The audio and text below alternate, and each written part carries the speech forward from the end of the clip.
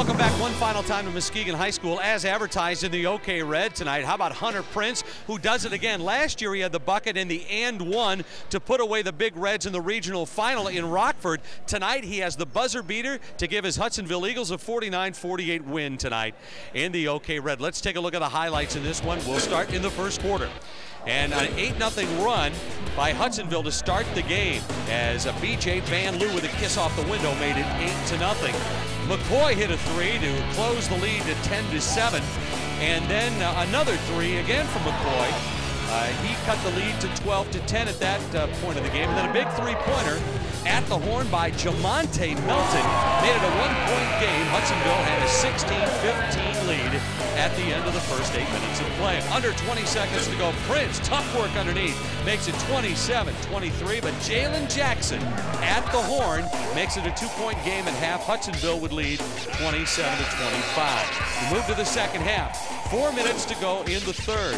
Van Loo, a rebound, put back jumper, makes it 37-31 in favor of Hudsonville. They would go up by 8 again in the second half, but Loudermill loses the ball in traffic, gets it back, and the lay-in is good, and Muskegon would lead at the end of the third with a 9-0 run to make it 40-39.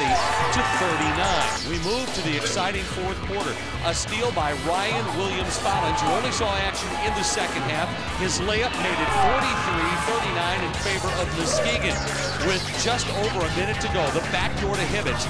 It's a one-point game at 46-45 in favor of Muskegon. But then at 48-47, with time running out, it is a miss from the right side by Hudsonville, and Hunter Prince gets the offensive rebound, the putback, and pandemonium. And it's 49-48. Hudsonville comes away with a victory to prove to 2-1 in the OK Red, and Muskegon falls to 1-2 in the OK Red as well. Let's take a look at the highlights from this game, and in the first half, it indeed was the Taylor Perry show. This young man here plays at a high pace. You know, his engine's always on go. He was spectacular. I mean, he was on fire. We had a little bit of a heat check later in the first half there, but driving right, go left, pull up on a dime, the kick and flat out play. There's a reason he's going Division I. He can fill it up, athletic, and really an underrated defender. Nobody's talking about the great game he played on the senior for the other team, James Berger, who averages 13 points a game, held him to 3 points. Well, on the other side, not bad work for a Kemji Williams either tonight. Kemji Williams, he did everything he could. Had his average 13 points, got inside, got outside, got a few steals, just did not have enough help in it. Look, it wasn't so much Adams. They played hard. They played as good as they could. Rochester's just a great basketball team. It's so tough to beat, so balanced. Second half, we head to Paris. Not Paris, France, but Paris Pereira, who had himself a ball game in the third quarter. Oh, very quiet in that first half. And you see right here the leak outs he was able to get. Made baskets, missed baskets. They were kicking it. Great entry pass by Perry, and Pereira was down there, not just getting fouled, but finishing with the and ones. Williams again trying single-handedly to bring his team back. 5-7 against 6-7. They're going over the top of Kamaj and then scoring, but it was too little too late in the final. Once again, 62-35, and Rochester now improves to 8-1 on the year. Since losing their opener, they've won 8 straight, so congratulations to John Pleasant and his team here tonight. Yeah, they're a great team. Kudos to Adams. They played their hearts out. They played tough. They played strong.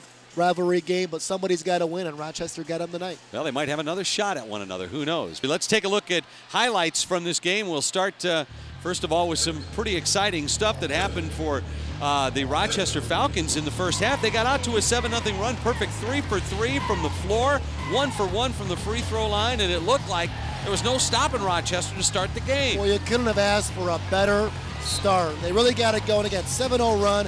Zayna Randolph started off on fire. They did not have her the beginning of the game, but they did not have enough to have too many runs there in the game. The Highlanders would come back, and there you see the long reach of Amber Jamison, just a freshman, not once, not twice, but 3 times with blocks. 3 blocks right there, probably had 4 or 5 for the game, at least 7 or 8 contested. She is a load down there. She's going to be a great player for a long time, only a freshman. A lot of kick-out threes, and Lauren Boyle has a textbook shot. She wound up having 7 big points in that first half, and there's another kick-out three. And why not get Carissa Roveda into the act as well? Now, they shot the ball well, especially Lauren Boyle, both from three-point range and the free throw line. She really was the difference in this ball game. Second half started out really a house of fire. 10-point lead with 33-23. Adams would wind up taking a lead in the third quarter, but the Falcons wouldn't be done either. Well, we talked to Coach Sislowitz. He said that having his players in front of him that second half really made the difference, especially in the defensive end. 16-4, outscored Rochester that third quarter, and that really was the difference in the ball game. See Randolph single-handedly getting this team back, a back door, and then an open look square up three for the Falcons, who made it a good game here today. It was a 7-point game, but nonetheless, still they cut that 10-point lead down. Well, they fall to 2-7. They lost 51-33. You take something from this. Your kids played hard. It's a rivalry game. You kept the Highlanders under 40 points. Hopefully you can build some momentum into the next game and into March. Falcons fall to 2-7 on the year, but for the Highlanders, they improved to 7-2 and look to climb to that top spot in the OAA White.